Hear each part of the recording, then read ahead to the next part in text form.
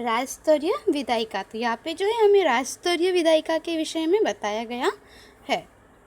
विधानसभा, प्रत्येक राज्य में एक विधान सदन होता है जिसे विधानसभा कहते हैं। विधानसभा निचला सदन है। तो यहाँ पे हमें बताया गया है कि प्रत्येक राज्य में जो है एक विधान सदन होता है जिसे हम विधानसभा कहते हैं, और विधानसभा जो है वह निचला सदन है। उसके बाद विधान परिषद, विधानमंडल के दूसरे सदन को विधान परिषद कहते हैं।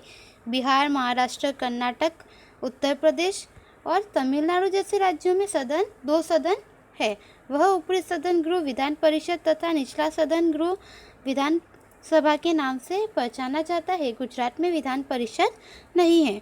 तो यहाँ पे हमें बताया गया है कि विधानमंडल के जो है दूसरे सदन को विधान परिषद कहते हैं, और बिहार, महाराष्ट्र, कर्नाटक, उत्तर प्रदेश, तमिलनाडु जैसे राज्यों में जो है दो सदन है। ऊपरी सदन जो है वह विधान परिषद तथा निचला सदन जो है वह विधानसभा है। तो इस तरह से यहाँ पे जो है दो सदन के रूप में होता है, और गुजरात में विधान परिषद नहीं है। गुजरात में केवल विधानसभा है। अलग अलग राज्यों में विधानसभा के सदस्यों की संख्या में अंतर दिखाई देता है। संवैधानिक प्रावधानों के अनुसार किसी भी विधानसभा में सदस्यों की संख्या 60 से कम अथवा 500 से अधिक नहीं होनी चाहिए।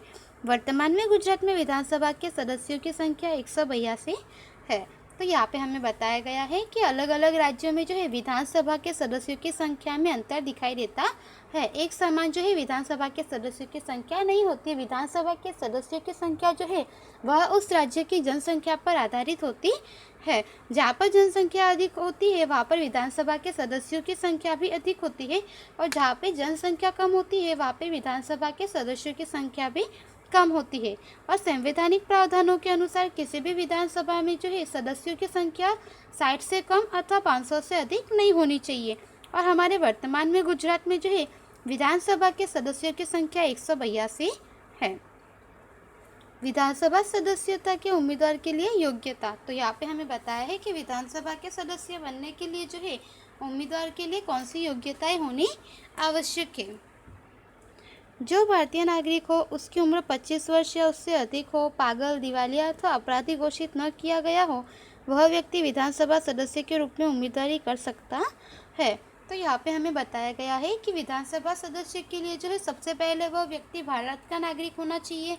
उसकी उम्र जो है कम से कम 25 वर्ष या उससे अधिक होनी चाहिए। उसके बाद जो है वह व्यक्ति पागल, दिवालिया या फिर किसी भी अपराध में जो है अपराधी घोषित न किया गया हो, ऐसा व्यक्ति होना चाहिए। ऐसा व्यक्ति जो है विधानसभा सदस्य के उम्मीदवारी के रूप में रह सकता है।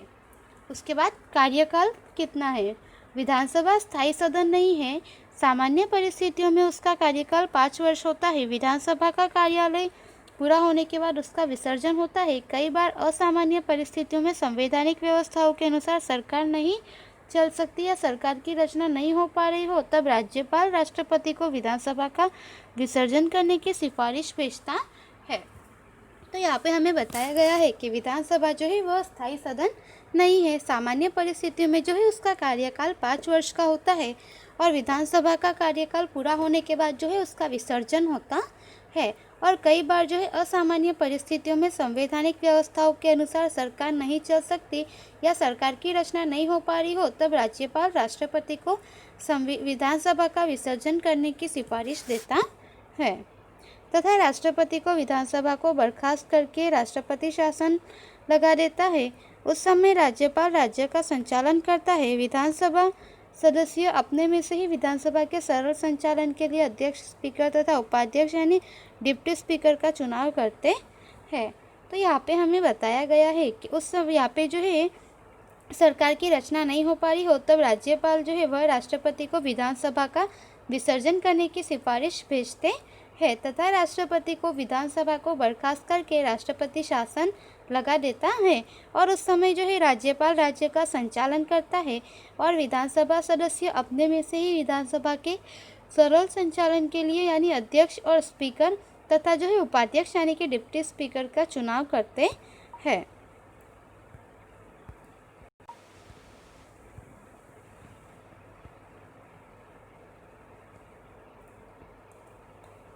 विधान परिषद सदस्य स्थानीय स्वराज्य की संस्थाओं, नामांकन स्नातकों, माध्यमिक तथा उच्च माध्यमिक विद्यालय के शिक्षकों तथा अध्यापकों द्वारा निर्मित मतदाता मंडल द्वारा चुने जाते हैं।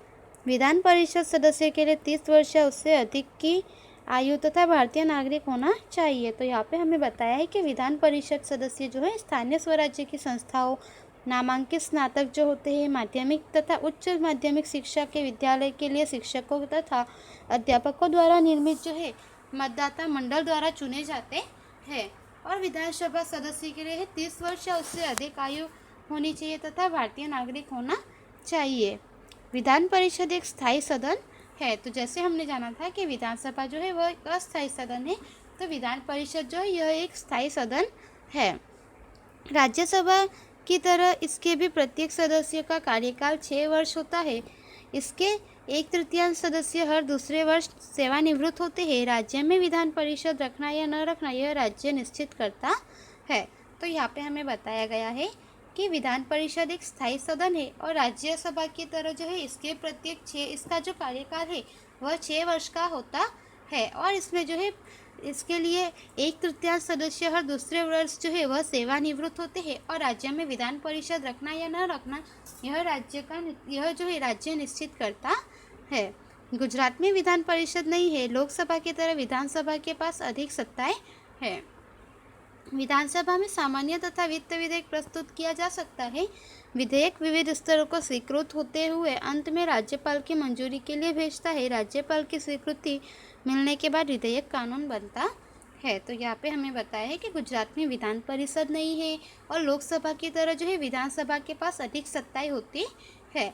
और विधानसभा में जो है सामान्य तथा वित्त विधेयक दोनों प्रकार के विधेयक जो है प्रस्तुत किए जा सकते हैं। विविध विधेयक स्तरों को स्वीकृत किए जाने के बाद अंत में जो है राज्यपाल की मंजूरी के लिए उसे भेजा जाता है। और राज्यपाल की स्वीकृति मिलने के बाद जो है विधेयक कानून बन जाता है। तो इस तरह से यहाँ पे हमने जो राज्य स्तर पर विधान परिषद और विधानसभा का कार्य होता है और किस प्रकार से इसमें जो चुनाव वगैरह होता है उसके विषय में हमने जाना। अब हम इसमें आगे जानेंगे। कार्यपालिका सरकार का सबसे कार्यशील, सबसे प्रभावशाली तथा प्रत्यक्ष रहने वाला अंग कार्यपालिका है। संघीय कार्यपालिका अर्थात केंद्र सरकार। राजकीय कार्यपालिका में राष्ट्रपति, उपराष्ट्रपति, प्रधानमंत्री और उसका मंत्रिमंडल तथा स्थायी प्रशासनिक कर्मचारियों से बने प्रशासनिक तंत्र को प्रशासकीय कार्यपालिका कहते हैं। तो यहाँ पे हमें बताया है कि सरकार का जो है सबसे कार्यशील, सबसे प्रभावशाली तथा प्रत्यक्ष रहने वाला अंग जो है वह कार्यपालिका है। और संघीय कार्यपालिका अर्थात कि केंद्र सरकार। राजकीय कार्यपालिका में राष्ट्रपति, उपराष्ट्रपति, प्रधानमंत्री तथा उसका मंत्रिमंडल और स्थायी सदन जो है प्रशासनिक कर्मचारियों से बने प्रशासनिक तंत्र को वे प्रशासकीय कार्यपालिका कहते हैं। राजकीय और प्रशासनिक कार्यपालिका के अधिकारी और कर्मचारी जनता के सीधे संपर्क में आते हैं। उनके कार्यों से लोग प्रभावित होते हैं। विधायिका द्वारा निर्मित कानून को व्यवहार में अमल करवाने का कार्य कार्यपालिका का है। सरकार द्वारा लोगों की आकांक्षाओं, अपेक्षाओं तथा लोकमत के आधार पर निर्मित नीति, नियमों, योजनाएं तथा कार्यक्रमों को अमल करवाने का कार्य प्रशासनिक कार्यपालिका करती है। तो यहाँ पे हमें बताया है कि राजकीय और प्रशासनिक कार्यपालिका के जो अधिकारी और कर्मचारी होते हैं वे जनता के द्वारा जो है प्रत्यक्ष रूप से जुड़े होते हैं, सीधे संपर्क में आते हैं और उनके कार्यों से लोग प्रभावित होते हैं। विधायिका द्वारा जो नियमित कानून को अमल में लाने का कार्य है वह कार्यपालिका का होता है। सरकार द्वारा जो है लोगों की आकांक्षाओं, अपेक्षाओं तथा लोकमत के आधार पर नीति, नियम बनाना, योजनाएं तथा कार्यक्रमों को अमल में करवाने का जो कार्य है वह प्रशासनिक कार्यपालिका करती है। राजकीय कार्यपालिका हर 5 वर्ष के बाद यह सत्ता का त्याग करने के साथ बदलती है, जबकि प्रशासनिक कार्यपालिका यह स्थायी नियुक्ति वाले प्रशासनिक अधिकारियों से निर्मित होने के कारण स्थायी होती है। प्रशासनिक अधिकारियों के सेवानिवृत्ति की आयु देश के अलग अलग राज्यों में अलग अलग होती है। अगर कोई अधिकारी अपने सेवाकाल के दौरान रिश्वत, भ्रष्टाचार या कार्य के प्रति लापरवाही करता है तो उसे आवश्यक जांच के बाद उसे नौकरी से निकाला जा सकता है अथवा तो निलंबित यानी सस्पेंड किया जाता है। तो यहाँ पे हमें बताया है कि राजकीय कार्यपालिका जो है हर 5 वर्ष के बाद जो है इसमें बदलाव होता है, या तो जो है सत्ता का त्याग करने के साथ ये बदलती है।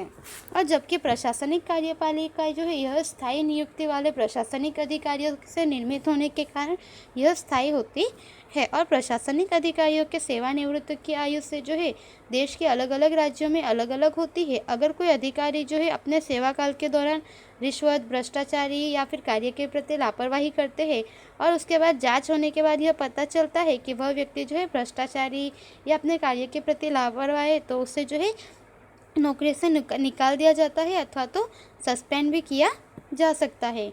राजकीय कार्यपालिका के सदस्य किसी न किसी राजनीतिक पक्ष के सदस्य होते हैं। पक्ष के प्रति उसकी व्यक्तिगत वफादारी, लोकमत के आधार पर जनता द्वारा उसका निर्वाचन, यह उसकी मुख्य योग्यता है। तो यहाँ हमें बताया है कि राजकीय कार्यपालिका के सदस्य जो है किसी न किसी राजनीतिक पक्ष के ही होते हैं और पक्ष के प्रति जो है उसकी व्यक्तिगत वफादारी, लोकमत के आधार पर जो है जनता द्वारा निर्वाचन होना, यह उसकी मुख्य योग्यता होती है। जबकि प्रशासनिक कार्यपालिका में शैक्षणिक योग्यता, गुणवत्ता तथा अनुभव के आधार पर उसी प्रकार सार्वजनिक स्पर्धात्मक परीक्षाओं को उत्तीर्ण करने के बाद उसकी स्थायी नियुक्ति होती है। प्रशासनिक अधिकारियों की सेवा को सनदी सेवा के रूप में जाना जाता है। केंद्र स्तर पर राजकीय कार्यपालिका में राष्ट्रपति, उपराष्ट्रपति, प्रधानमंत्री तथा उसके मंत्रिमंडल का समावेश किया गया है। तो यहाँ पे हमें बताया गया है कि प्रशासनिक कार्यपालिका जो है उसमें शैक्षणिक योग्यता देखी जाती है उम्मीदवार की, उसकी गुणवत्ता जो है वह, उसके अनुभव जो है वह किस प्रकार से कार्य करता है और उसे कितना अनुभव है उसके आधार पर, तथा उसी प्रकार से जो है उसने सार्वजनिक स्पर्धात्मक जो परीक्षाएं होती है उन्हें उत्तीर्ण किया है। उसके बाद जो उसके स्थायी रूप से नियुक्ति होती है।